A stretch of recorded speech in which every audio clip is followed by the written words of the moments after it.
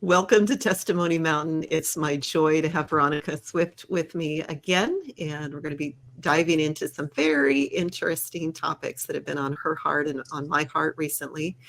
And so if you don't know Veronica, she's an amazing advocate and researcher in this realm. And so, Veronica, I'm so glad you're here. And if you want to share where people can connect to you. Hi, Dina. It's great to be back and talking with you again. I know you've been doing other stuff, and so have I. So it's nice that we're both settled down and back into reality. Um, Yes. so I write a blog, and you can find that at veronicaswift.blog, B-L-O-G. And I also host a local space, so that's veronicaswift.locals.com. And we discuss on locals the things that I can't write in full article form on the blog. And both of them are subscription. Locals has a free membership tier, and then there's a subscription membership tier. And my blog is nearly all subscription for a variety of reasons, but it keeps me safe and it keeps people's comments safe. And so it's not very much. It's $26 a year, which is $2.16 a month, which is approximately the same price as a cup of a tall regular roast cup of Starbucks coffee. So if you can afford that a month, you're good. And it helps me keep the blog going and pay all the expenses and all that stuff. So that's where you can find me. I'm also on Twitter reluctantly, but I am there. So if you want to connect with me there, you have to send a connection request because it's a private Twitter. So that's where you can find me mostly. Awesome. Thank you so much, Veronica. And we thought we would dive into a very interesting topic. Veronica's been blogging recently on the Jesus Strand, Mm-hmm. and I have some history, personal history in that as well. And so we thought we'd just kind of have a chat about that. So, Veronica, do you want to share what that is? Sure. So I'll start by saying I've known about this for a couple of years, but it wasn't terribly interesting. I kind of need to have some like real world connection for me to be interested in certain topics. And that one was just like a big yawn for me until I have a co-blogger, a guest blogger who's now become a more or less a permanent fixture on my blog. She goes by Thorny Justice, and she's been looking into her hometown of Baraboo, Wisconsin. And in Baraboo, Wisconsin, there are 66 people that have been painted as murals, and they are mounted on buildings all over Baraboo. And she's been looking into a variety of things connected to their life. And not too long ago, she came to me and said, "You'll never believe what I found." So this was her discovery initially, and we've both kind of taken off with it because I really enjoy genealogy. But she went back in the ancestry of one of these individuals that she found very interesting in the murals on the walls in Baraboo. And she says to me, they put one of his ancestors is Jesus and Mary Magdalene.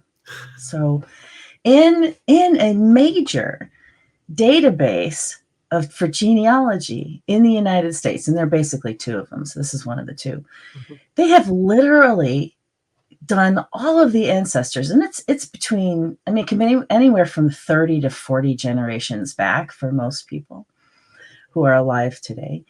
And they've connected them back to Jesus Christ and theoretically his wife. I say that with big air quotes around it. Yes. Mary Magdalene. So this idea that Jesus was married to Mary Magdalene, that he didn't die and was raised again and ascended to heaven, but that he lived as a human being after he was crucified, and he got married to Mary Magdalene, and they had children. This idea is called, in popular parlance, it's called the Jesus Strand.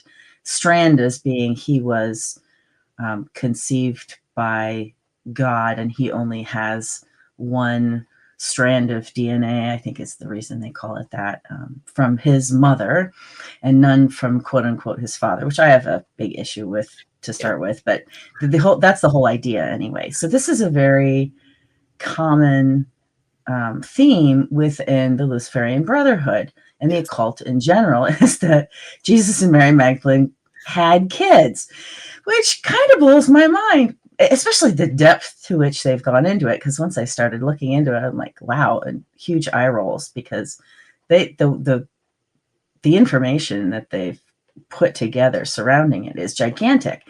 And this is something that people have been diving into for a long time. Dan Brown wrote a book about it that they turned into a big movie, because I have brain death. I can't remember the name of it at the moment.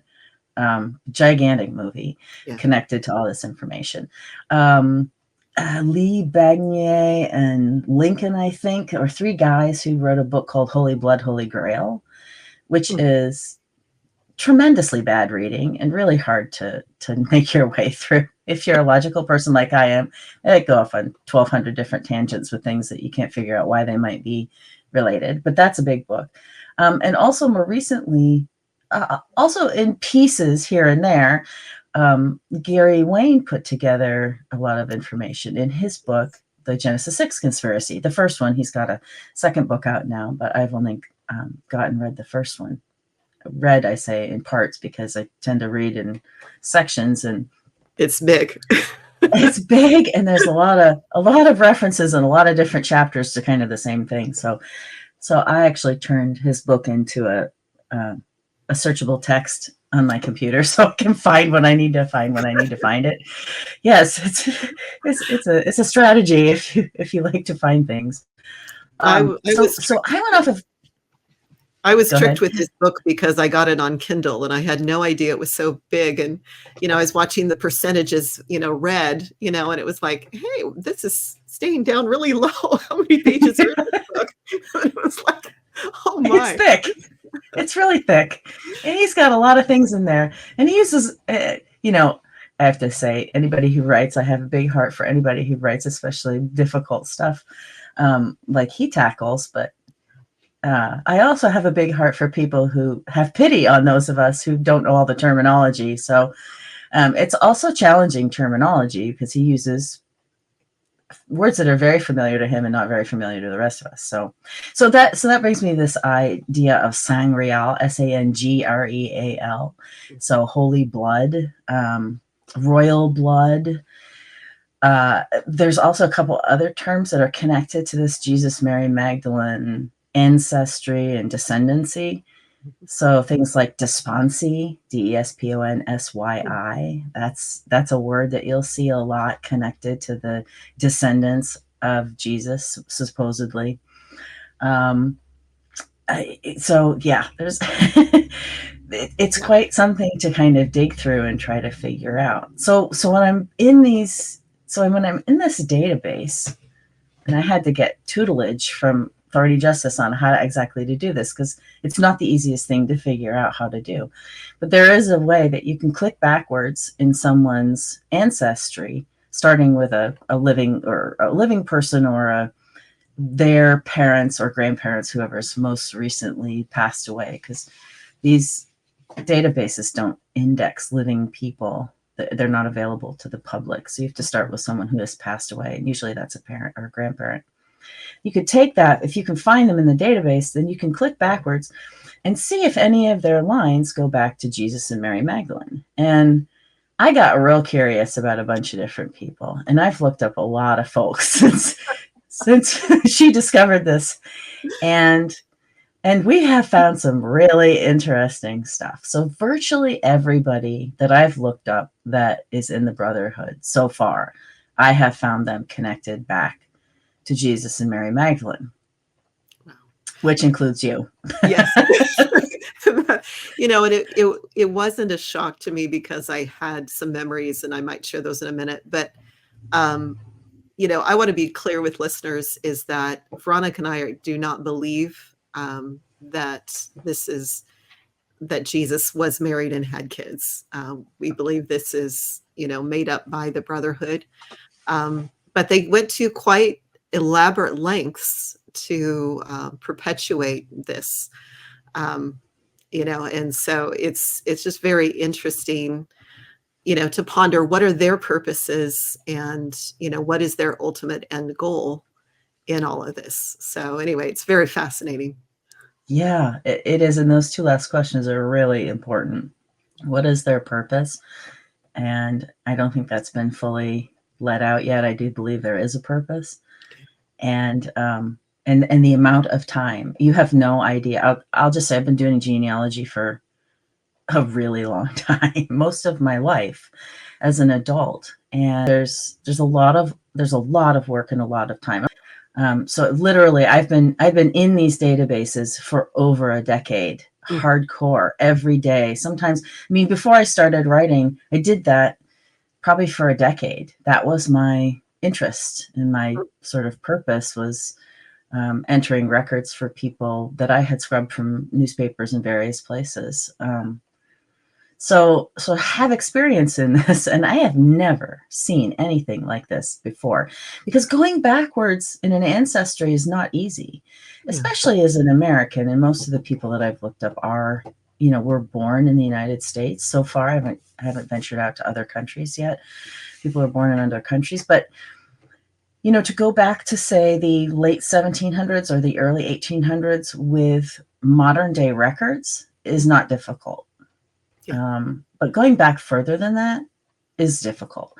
So going back thousands of years to the time of the birth of Christ is mind-boggling to me. And the fact that someone multiple people have put these records in generations back, we're talking probably hundreds of thousands of records. So this is a time investment on their part that is gigantic. It's beyond staggering to me. I can't express in words how much work this has taken. And we know that there are these two main databases. One is run by the Latter-day Saints, the Church of the Mormon Church, the Church of Jesus Christ of Latter-day Saints, and the other one is a more publicly held, but I believe still a Brotherhood entity. So both of the major genealogy databases that are available online today, I believe, are Brotherhood owned. Yeah. And so the people who are inputting this information are either connected to the Brotherhood or are Brotherhood or have been paid by the Brotherhood to do this work. So this is not like the average everyday human being doing genealogy. This is way, way, way, way far beyond it. Yeah. So you go ahead. Well, it just is one of those things. I'll just share briefly a little bit about my memories that surfaced, and this was helpful confirmation to find this out. At the same time, sometimes it's just like, oh, I wish it wasn't true, that type of thing. But a year or two ago, I had some memories surface where I was literally nailed to a cross, and first saw my feet and then saw the rest, and it was kind of like and what the Lord began to reveal was about this. My best understanding is that it was an annual ritual to see who was truly bloodline of Jesus, and you'd have to go through this ritual where you'd have to be crucified on the cross, and the spear of destiny, speared through you. And if you lived, that meant that you were true bloodline of Jesus. Now, again, I know that they most likely had this all planned out and used witchy magic to heal those of us who they wanted in the bloodline, to do this. And my brother, I saw my brother in this ritual as well. And, my understanding of it was that it was connected to the New World Order. And, part of this process was purifying, getting rid of fakes and traitors and all of that. And, we were going to be that true bloodline who were going to rule, and in my understanding of it, it was connected to, the city of Atlantis, and New Atlantis was what it'd be called, and underground currently, but would come to the surface at some point, and at this great revelation, be one of the rulers in that system. And so I am so grateful that I do not have to follow the trajectory that they have for my life. that my life belongs to true Jesus.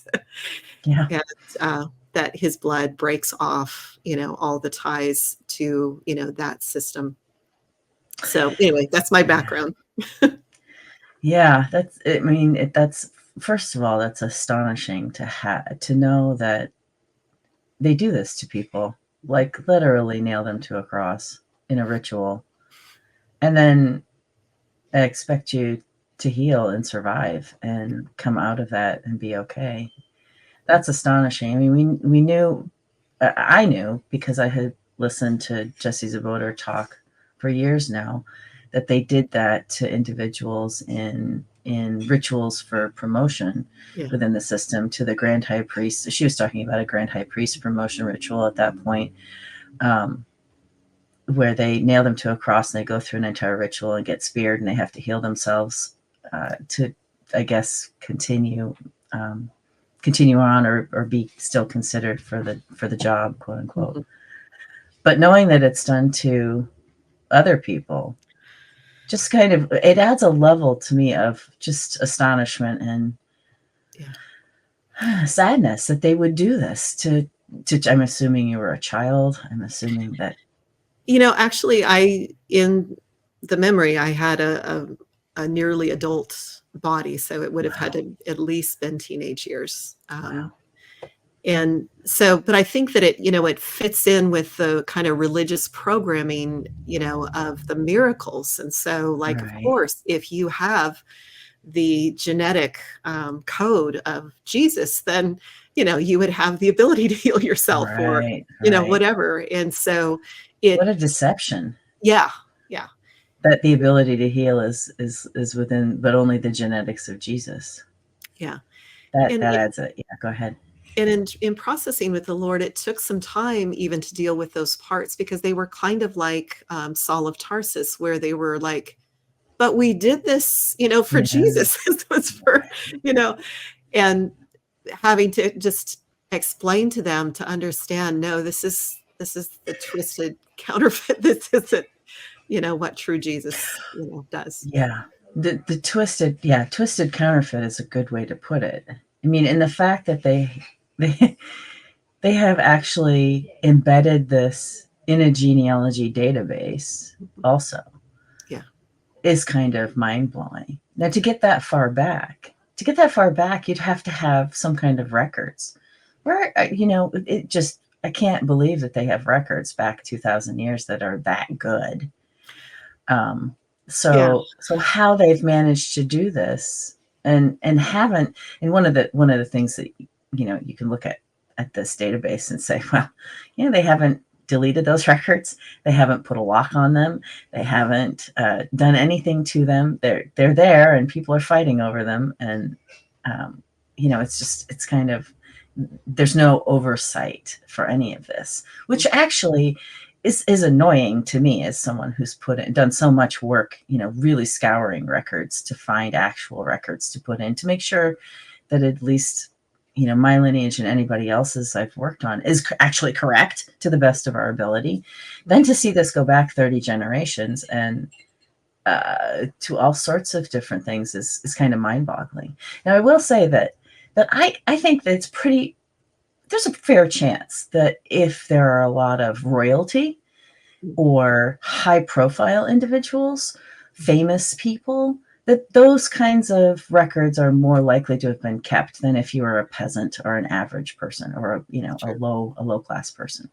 So I can see some of the lineages going back many hundreds of years. I could see some of those being theoretically correct, at least in the paper sense. But the way that the Brotherhood tends to adopt out and swap kids, it's not going to be correct genetically anyway. If any of these lineages were in, for example, a very high level group that tends to adopt out and swap out their children, this is an on paper genealogy. It's not a true genetic genealogy to start with. So the fact that they're still promoting the fact that you have DNA from Jesus, it's like, it's you think about it, and it's a complete impossibility given the awful things that the Brotherhood does. So Yeah. it's definitely a deception. It's a huge deception. And definitely, in my case, I do, to the best of my understanding that the Lord's shared with me that, I was a petri dish baby. So, my parents are not probably my real parents, but it's just interesting how they would, they do adopt out into significant bloodlines too. So, it's that, okay, whatever. Yeah, it is. It's a hard thing to, yeah, it's a hard thing to wrap. It's a hard thing for me to wrap my brain around. All of this is, frankly, though. That's why it takes me so long to write an article, because I have to pace around in circles going, are you kidding me? This is what they actually did? Oh my goodness. Yeah. And to the average person, you might think, well, this is, kind of ridiculous. What's the big deal? But to understand that in the, Brotherhood system is they are intent on downloading iniquity upon iniquity upon iniquity into bloodlines. And so, you might think, oh, it's really cool to be a royal or something like that. But in actuality, it just means a huge load of iniquity. Now, the good news is, I believe Jesus's blood cleanses and that we can even, cleanse our bloodlines and so on. And so, it just means a lot of work to work through those bloodlines and so on and to get free of all of that iniquity. But it is possible. So that's the good news. It is possible. And, I used to look in the beginning when I was really starting to understand all the things that had been hidden from us as Christians by modern day Christianity. And I was looking at how to start to get free from iniquity, free from bondage, because I think everybody has, whether you're in the Brotherhood, not in the Brotherhood, we're all subject to this, these iniquities that they have tried to place on us, our ancestry. I started with my Freemasonry in my ancestry because that was a pretty strong link, and I had to do a lot of prayers, and I had to do a lot of specific, going back to specific ancestors, and I specifically asked to be disconnected, spiritually disconnected from them and any iniquity that they would have, caused on me by their activity within the Masons or Eastern Star or whatever group it happened to go back to. But there's also the possibility, in my opinion, that this connection back to Jesus and Mary Magdalene has been done to other people outside the Brotherhood as well. Mm-hmm. So if you're listening and you think, well, I don't know, you can always pray and say, if anybody has connected me back to this hoax, I'd like to be disconnected from any spiritual implications that it may have in my life. And I say that because I found, in doing all this research, I found a common ancestor with one of the people that I looked into last week or the week before. I would say who it was if I could remember, but I can't remember. I've done so many of them. But a very prominent individual who was big in the area that my family lived in. Mm-hmm. And turns out I took them straight back to Jesus and Mary Magdalene in the database as well. So I didn't grow up in the Brotherhood. I wasn't satanically ritually abused. And so theoretically I shouldn't have this in my background, but because I have a common ancestor some way far back, yeah. I do. So I'm going to be also going through that process of disconnecting myself from any spiritual implications that I have going back to these. And it doesn't have to, the interesting thing is that this database, there are multiple Jesuses and there are multiple Mary Magdalenes that have been put in, right? So I don't know what that means either, if they just haven't put the records together and gotten rid of the duplicates, or if each one of them means something different. So that's something else to think about.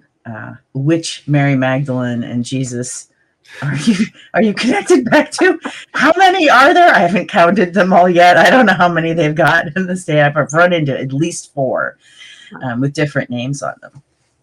But yeah, it's kind of wild. And if you're someone who's looking for these, it's almost impossible to find because you can't search for someone in these databases without a first and a last name. So if you're looking to just pinpoint Jesus in your lineage, you can't search for them by putting in, I want to search for Jesus and hit go. It's not going to bring them up. So they've very creatively hidden this all from us. Wow. And I pointed out in one of my most recent article that most of the gods, quote unquote, don't have any last names. So if you want to find them in the database, you're not going to be able to, input Zoroaster or Krishna and come up with anybody in the database either. But they are there. I have found King Solomon in the databases. That's an important ancestor for some people. I found, Lancelot, Sir Lancelot, Yes. Knights of the Round Table. Literally, they have him in this database. My my co-blogger has found a wild number.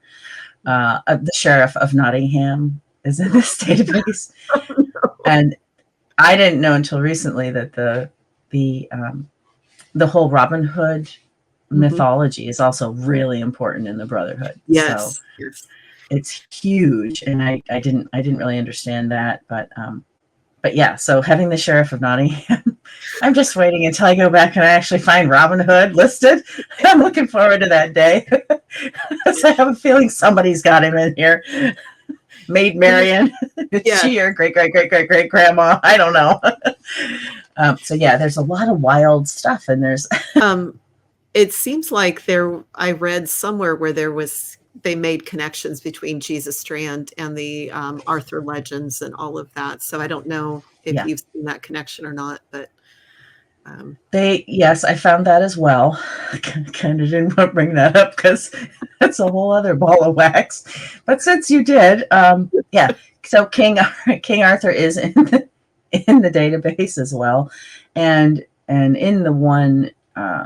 I've only found him in one lineage, and I think Thorny's found him in one lineage as well. They seem to connect with either a child or a grandchild. So either their children or grandchildren, somewhere down the line of Jesus and Mary Magdalene, and somewhere down the line of King Arthur had children. So, yeah, those are possibilities for ancestry, which I think they're in the same category for me as all the rest of them. I just don't believe that. I believe that it's a mythology. Yeah. With a possibility of having some toehold in reality. Yes. But I don't think that everything they've put into this database is real at all. So we've got to. And I don't even know if you can do that. I don't know if it can be teased reality from not reality.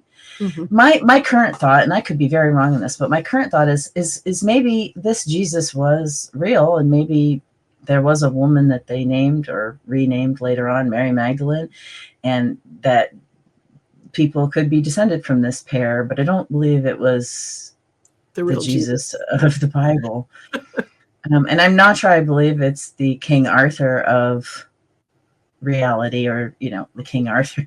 I'm not sure where the King Arthur of mythology and reality might overlap. I think that it does in some cases. I think that when I looked into Odin, so Odin, or Woden, Woden, is a god, but he was also a human being. So where that myth, where the human turned into the myth, I don't know. And I don't know if that's part of also the Brotherhood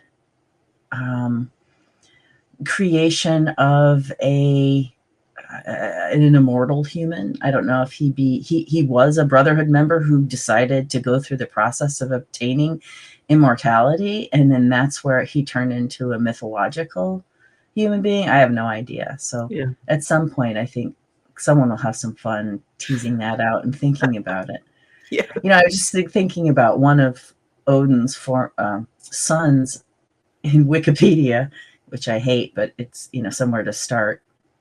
Is Thor. How many movies we've seen about Thor? And Thor's hammer is a very important symbol within the Brotherhood. And it's also a very important mythological idea. So yeah, it's something very, very Very interesting to be tied back to these individuals who are mythological ideas in many cases, and humans in some cases, but are the ones that they're tying you back to in the genealogy base real or not? It's a really hard thing to tell. It is. And, talking about, Thor's hammer, another iconic one, which was used in the crucifixion rituals, called the spear of destiny. Mm. And they believe that, it's the spear that pierced, Jesus's side. And, whether it is true, they certainly put a whole lot of occult meaning and power into it. And so I read a book a while back about the Spear of Destiny and its connection, very interestingly, to Hitler. Yeah. And he was fascinated by the Spear of Destiny. He felt that occult power and that draw, and went to a lot of lengths to ultimately get it. But actually, throughout history, they've traced, different world conquerors who had possession of that, including, I believe, Charlemagne, Mm-hmm. Napoleon, and others. And so, at least in occult lore, it is this huge, occult symbol that is Yeah. used. I haven't been able to yet, even though I've been trying to manage to get to it for years, but really condense all of the interviews that Robert Vindres Mitchell did with Dan Duvall. And I Mm-hmm. think he's got 8 or 9 of them, and he just has so much information in them. It's astonishing if you ever get to go back and listen to that. If you're interested in this kind of stuff and want to go back and listen to them, they're absolutely fascinating. He talks about that as well. And he talks about the artifact collection that he knew of, involving Hitler and also involving other individuals. I think he said they also looked to find the Ark of the Covenant. Mm-hmm. And Nazis, he said, spent hundreds of thousands of dollars looking and going on expeditions around the world to try to find these real items, Yeah. these artifacts that were very, very important to them. He mentions Hitler as well. He mentions Nazis in general as being exceptionally interested in that. We know from Jesse's reveals that most of the high-end members of the Brotherhood that she interacted with were Nazi as a title within the system and a position. So, and I know from listening to Shalom Girl's reveals, she worked for Mae Musk, who's also another high level member of the system. Mae Musk and her father, Joshua Norman Haldeman, were also did a lot of expeditions. They were in South Africa for a while, but they did a lot of African artifact collecting. She talks at one point about one of the tablets that they had in their home, and she happened to, this is funny, she happened to take a cloth and polished it because she was told by one of her relatives, make yourself useful in their home, just don't sit around doing nothing. So she took this tablet and polished it, and then she put the cloth under the sink, I guess, or somewhere to put it away. And she opened the cabinet, and later, and the cloth was hovering under the sink. And she couldn't get it to stop hovering. Yep. And Mae Musk was apparently not at all pleased that she had polished this particular artifact. I guess Elon, she also saw Elon, because she babysat Elon a lot, Elon Musk. She saw him use some of these artifacts to open portals with. So I think you're right. The artifact and they're very interested in these artifacts. They consider, especially the Christian artifacts, to be very, very important. Mm-hmm. So that Spear of Destiny, you'll also hear it called the Lance of Longinus. Yes. I guess Saint Longinus, or Longinus, was the name of the Roman emperor that used it to pierce the side of Christ. Mm-hmm. And they supposedly are keeping it in some museum. They think they found it, and they're keeping it in a museum in somewhere. Yeah. Shroud of Turin as well. All of these are. And for a group, the Brotherhood that hates Christians and Christianity so very much, they're awfully obsessed with Christian themes, with Christian ideas. Mm-hmm. The whole idea that they would literally crucify someone for a ritual, or try to. It's astonishing. No Christian would ever think to do that, for sure. Nope.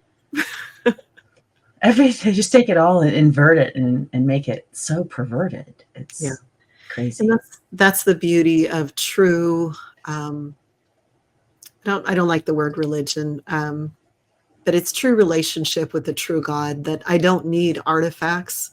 I don't need spells. I don't need rituals. I don't need any of these things. And that's again, the twisted counterfeit that is seen throughout the Brotherhood and every stream it's in, is that performance, perfectionism, attaining to different levels and things like that, instead of just the beauty of just get to be us, before the Lord. Yeah. You have to go through some kind of level up all the time, which it's like a game. It's a game they play. And it's a perverted and disgusting game, for sure.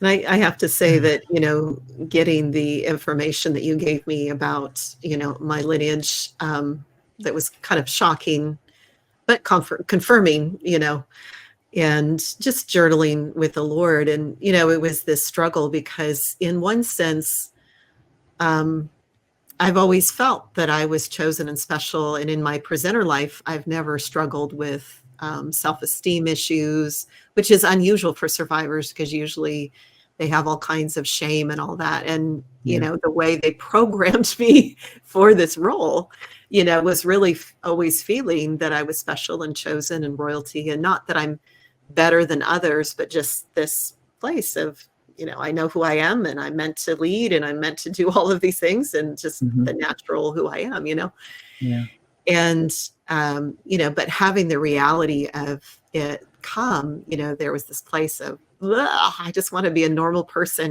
God, I want to be a nobody. That's what I said to him, and it's like, and I know, and I said, I know with you, nobody is a nobody, but, he's like, that's just their system, that your value, all of our value, is based on who loves us, and it's the King of the universe. And we're all equal. Bloodlines, in his side are not significant in, who he loves or any of those kinds of things. And so anyway.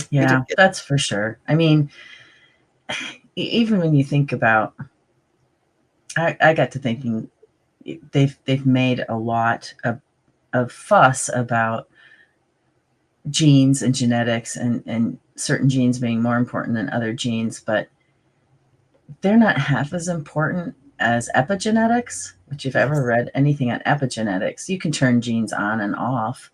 There's a fascinating study about, the grandchildren of people who went through World War II in the Scandinavian countries, and the effects of the war from their grandparents on the grandkids. But that's all, as I said, it's all epigenetic. So it's not the actual genes that are passed down from, your ancestors, which, if you go back, if you delve into genetic genealogy at all, which I haven't too much, but just a little bit, you go back just 5 generations and you have 1/3000th percentage of having certain gene from your 5th great grandfather, let's say. It's a minuscule amount that you can pinpoint back. That's 5 generations back. We're talking 35 to 40 generations back. The fact that you would have even one gene from, theoretically, Jesus or Mary Magdalene or Lancelot or King Arthur or Odin or whoever on earth they've connected in these databases is so minuscule that to rely on that just mentally is ludicrous. It's non-existent in terms of the grand scheme of things. So they've built this idea and brainwashed people within their own group that it's important. But I'm not buying it. I'm not falling for it. It's too much craziness. Yeah. And I really appreciated Michael Heiser's book. The title is, can't remember at the moment, but where he talks about Jesus's bloodline. And, normally in his genealogy, you would have thought, that the women who were named would have been, Sarah, Rachel, and Rebecca or something, the prominent Jewish women. Mhm. And instead, you have four women who all have, he traces all connections to the Nephilim. Yeah. And I found it so encouraging because to just go, Jesus's blood takes care of it all. Right. And so, even with the royal bloodlines that I have that, may be connected to Nephilim and hybrids and all kinds of other things, is that I don't need to be afraid of that. No. Because it's not about trying to get this pure bloodline in the natural, because spiritually, Jesus takes care of it. And we're all one blood in him. And that's the good news. Yeah. So. It is. You can be pleased or fascinated or horrified by your ancestors, but they have nothing to do with who you are, right? Yeah. They don't transfer down to you, and your genes don't determine who you are. Yeah. That's your heart and your mind and your own decisions and where you go. But speaking of kings in your lineage, I have to say I've not seen so many kings in my entire life connected to anybody as I have to you, literally. And in fact, I think I told you 8 before we started the show. Mm-hmm. And then I clicked back once or twice more and I found a 9th. Okay. so different countries. So Yeah. these are 9 different countries so far. I found just clicking back generationally in your ancestry, which is astonishing to me. That's a lot. So I can see why, according to their records, they would definitely have been promoting you as a big deal based on all the kings that you've had in your both sides of your family. It's a big amount. And I think Tharny's going through what, 50 of the 66 people on the murals in Baraboo, Mm-hmm. and she hasn't found anything quite like this. Wow. And our suspicion is that these individuals are incredibly high level Brotherhood individuals. Yeah. So yeah. Well, in bringing her up too, I don't know if you got my email I sent last night about Keene, Texas, but I'm curious about these locations that have a higher population of, Jesus Strand, and she's definitely unearthing that, in Little Baraboo, Wisconsin. Yeah. But I was what's kind of been pulling at my mind the last couple of years, actually, about David Lester Straight, who is into the Jesus Strand and so on. He has his headquarters in Keene, Texas, which again, it is not a big, huge city or anything like that. And right. And yet that was where my dad grew up. And his dad, my grandfather, was the president of Southwest College there, which was the Seventh-day Adventist college. And so, just curious if there's these kind of little places. And my grandfather was a principal or president at multiple academies and colleges in the Seventh-day Adventist system, including ones in Wisconsin and Minnesota. Now, I haven't traced, how close those are to some of these other Baraboo and some other place, but I need to spend some time with the map and check it out. I don't know. Yeah, I think the key to what she's doing is that she's got the names already because they publicize them. And I don't know how many other cities, if they've done this in any other city or any other location or in any other format. But yeah, it does seem to be that in that case, in Baraboo, they've definitely put the names out publicly, which makes it much easier to trace backwards. Yeah. I did look back a little bit into that line, and I have kind of a structured way I do it. Otherwise, I lose my mind trying to go back through so many different lines. Yeah. And the one that I started with, so I have been traveling myself for the past week, and I've been busy, so I haven't had a chance to do as much as I wanted. But you're definitely looking at a possibility of the Jesus Strand in his lineage as well. I haven't hit on it yet, but I see some significant markers in, what are we starting? I've gotten back to like the 800s so far. I'm starting to see the markers of possibilities. It's funny because of all the symbology that you've talked with Jessie about, and she's talked with other people about, and I've written about. has been very useful in this because they start to mark their lines in the databases with their family crests and symbols. Yeah. So you can go back and see, you know, family photographs of actual human beings, and then you see sort of default heads, like male head and female head, you know, like they don't have that much information on those. You get back to a certain level and they start to mark them with actual brotherhood symbols. And that's when I start to know that I'm hitting on something that is a possible lineage, because yeah, they definitely have labeled what I think are their people in the database. So the signs and symbols will be their undoing, I think someone said at some point, and I'm starting to think that that's absolutely true. At least in this sense, I can kind of pinpoint which direction to go based on how they've labeled all these individuals. Yeah, it's interesting to me. Our family crest, the Peters family crest, my maiden name. Right in the middle is a raven, and it's just curious that my brother has a huge raven tattooed on his back. You know, and I don't know that curious or congruent. Yeah. And so just kind of interesting, these little threads, you know, all the way through. And even the motto, you know, it sounds good, without God, nothing, you know, is the motto for the Peters family. And yet when you understand the twisting of what that means in the Brotherhood, it's different than what we would see it from a Christian perspective. Yeah, well, I mean, they literally call Lucifer God, as that's my understanding anyway. So it's hard to know. In the whole "In God We Trust" motto, we've been told as well, is a Luciferian motto. I'm sorry, if you're a patriot and you're hearing this for the first time, you're either going to disbelieve me or it's going to break your heart. But the whole "In God We Trust" is a motto of an actual trust, like a family monetary instrument that is used by the Brotherhood. So it doesn't have anything to do with a Christian God or in trusting someone. It has to do with a financial trust. So yeah, they use these words, and they're always duplicated. They're like duplicated. They have a different meaning for within the Brotherhood than they do out, which is how they've gotten away for so long, duping all of us. You just, unless you really understand what you're watching, listening, or hearing. Watching, listening, or seeing, I should have said. Yeah, it's amazing how they put this stuff out right in front of our faces, and we don't know what we're seeing. So I see a lot of lions. You know, the lion on his back 2 feet with the crown on, with his paws up.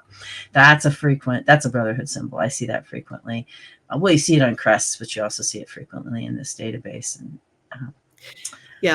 I think our family crest has the lion. It's actually the two-faced lion, which again is like the Janus programming. So I mean, it's like right there. The two-headed eagle as well, or not the raven, the phoenix.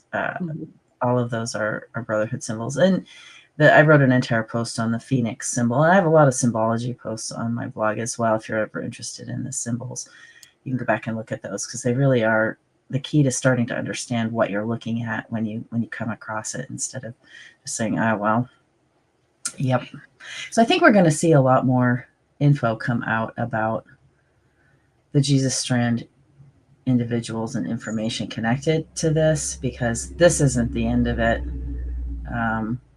There's more.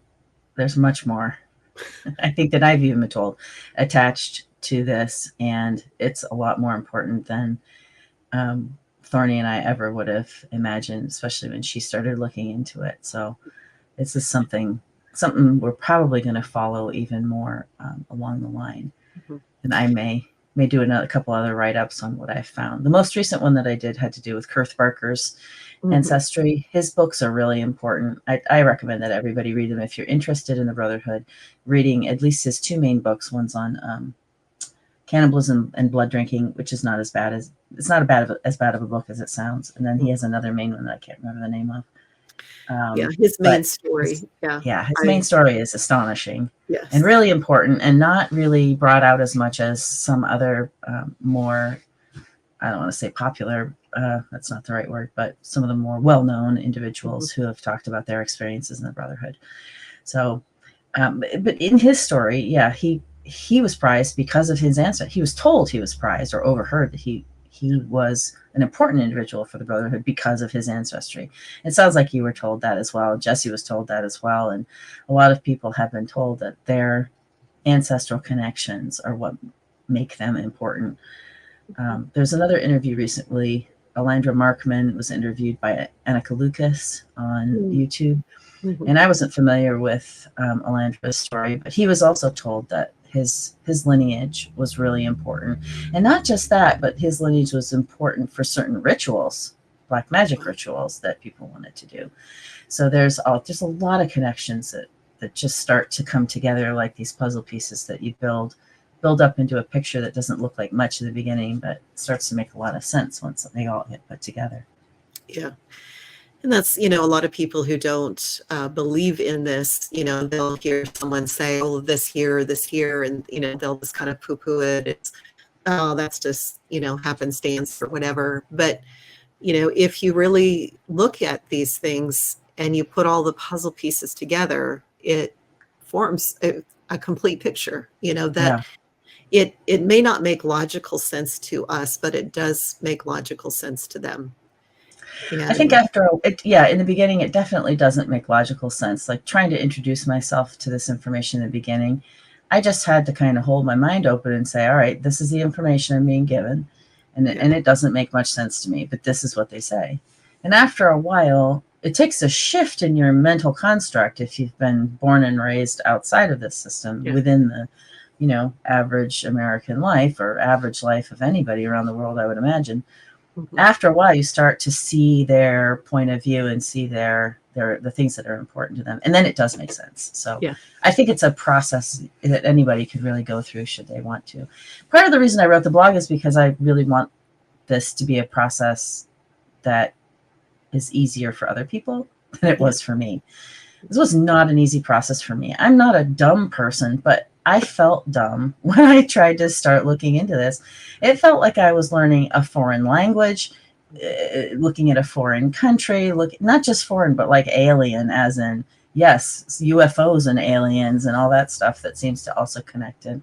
But it felt like I was looking into an extraterrestrial culture in a way, and I had to decipher what I was seeing because it was so different than anything I'd ever seen or experienced. So if you feel that way too, you are not alone, believe me. It's a common experience.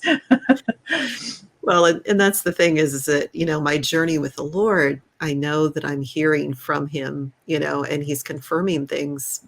Yeah, but sometimes it seems so crazy to me. I, have to argue and get confirmation from him several times before I'm like, okay, all right.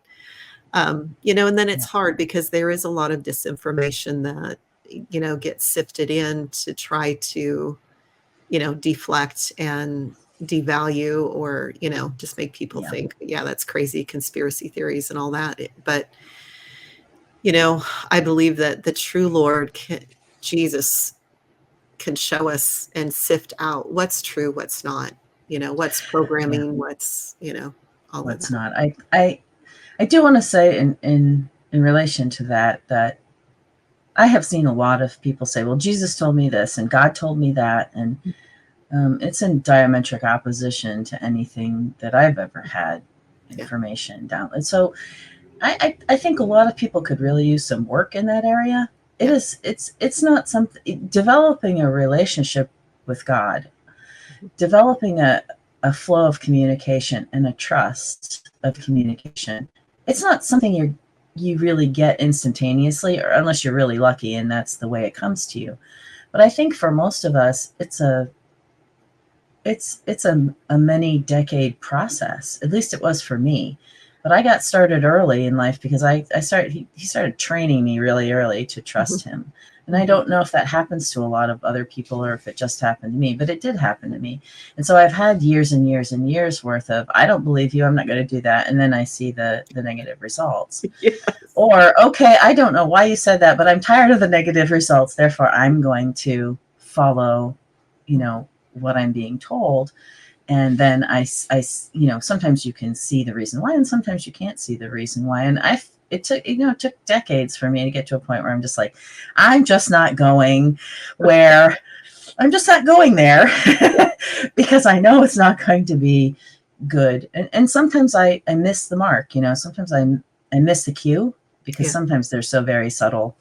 And then there's always, crisis and negative things to pay when I do that. But I don't think it's an instantaneous thing. And I think a lot of people overestimate their confidence in what they think they're being told. And I think a lot of people are swayed by their emotions. They're not listening to that still voice that goes against everything you see outside in your life. Yeah. It is not going to match what you see in your life. It's going to probably go diametrically in some weird direction. You don't want to go. You don't expect to go. You don't see why you have to go there. So if these things are things that are confirming to you emotionally, then it's probably an emotional reaction and not a true piece of information from God. So I just want to say that because I see that a lot. Yes. I see it a lot. People tell me that a lot, and I'm like, I'm not so sure. Well, that's a really, really good point. And, last time we were together, we talked about how the cult uses sodomy to open the third eye, and how a lot of people, particularly in the charismatic movement, a prophetic movement, I believe are seeing second heaven, and they may be getting information, but it may not be, through the Lord. Yeah. And as well as false Jesuses, false fathers, false Holy Spirit. And Right. I know for some people that just kind of freaks them out. But, in my own journey, because I was meant to be, a brotherhood leader in the Christian church, I was programmed with an incredible amount of false Jesuses, from mean and nasty and harsh to agreeable Jesus and compromising Jesus. And, I appreciate what you say, because it's like, it takes some time to really sift through what is the real and what is, the counterfeit. Yeah. But I believe that, true Jesus leaves a record, and he wants us to know him and invites us into that place. And it's just important that we make sure that we understand the filters or programming or other things that may be distracting us. So. Yeah, exceptionally important. There's so many ways that we can be duped, whether it's programming or programming by a brotherhood, or programming by the television that they administer to us all, or through the cell phone, or however it is. It's a hard thing to navigate through. And I don't want anybody to be duped. That's the whole reason I mention it. I don't want you to be duped. I don't want you to be confident that you've got the answer right off the bat, and it's comfortable to you, and think that that might be something else. Yeah, it might be something else. And so yeah, wait on that answer. Sit on that. Ponder it. Ask for confirmation. Ask whatever you have to ask to make sure that you're actually getting the correct answer, because life will be so much better when you do follow the correct answer for you instead of an incorrect answer. Yeah. And it's just so true. I appreciate kind of the biblical counsel of out of the mouth of 2 or 3 witnesses. And, with each one of my memories, that's kind of how I sift through things, is I'm looking for 2 or 3 confirmations. And, that can be multiple internal ones as well as external. But that just helps confirm things. Otherwise, I hold things loosely, and so I appreciated your research, because it confirmed a bunch of stuff that, I believe happened. But, sometimes you go, is it really true? And then you get some actual physical confirmation that just kind of helps. Yeah, absolutely. I think the corroboration and I wrote a post for myself. Sometimes I write for myself, not per se journaling, but I'll write it in the style of a blog post, and then I just don't publish it, because some things are better off not being published, especially if I write it in an emotional state. I never share if what I'm looking at when I'm feeling intense feelings is actually what I've written, and I'll go back a couple days later and read it, and either it's much better than I thought it was when I wrote it, or it's much worse. I never quite know. Usually it's better, but occasionally I'm like, ooh, I'm glad I didn't put that out there. But there's so much infighting right now between survivors. Yeah. And I started cataloging, you know, Mm. this person hates this person, and this person hates this person, and this person thinks that this person is not telling it, you know, and I got to like 20 people. Mhm. You know, so-and-so doesn't believe so-and-so. And I got really depressed because the beauty of learning different people's stories, which I will say is not easy. It takes a lot of time. And I just had somebody email me the other day, well, why didn't you include this person and this person and this person in your book? I'm like, well, I wrote the book a year and a half into this. I thought 12 was pretty good at that point. That's one a month. That's a lot. But, you know, learning all these survivor stories is not easy. And some of them are, they just take a long time to digest the information because it's hard to read, hard to listen to, hard to imagine, but invaluable because they keep everybody's experience so compartmentalized, it seems, that once you get a sense that what you've experienced is what some other people have experienced, that's just a tremendous personal value, I can imagine. And it's a value for me as a researcher. I'm like, well, yeah, 5 people say they've had the same experience or variation of the same experience, because it's very easy to say one person, you know, believe it or not believe it. 5, 6, 7, 8, 10, 12 people have the same experiences with maybe minor variations. You can say, this is, I feel comfortable, more comfortable with that many people having reported than not. So, and this is what they hate. And one of the reasons they don't like me, and one of the reasons they don't like me writing, is because I do it. I know how to do it, and I can find the people and bring their information together, which makes it 10 times stronger than one person's information alone. Yeah. So together in strength. And I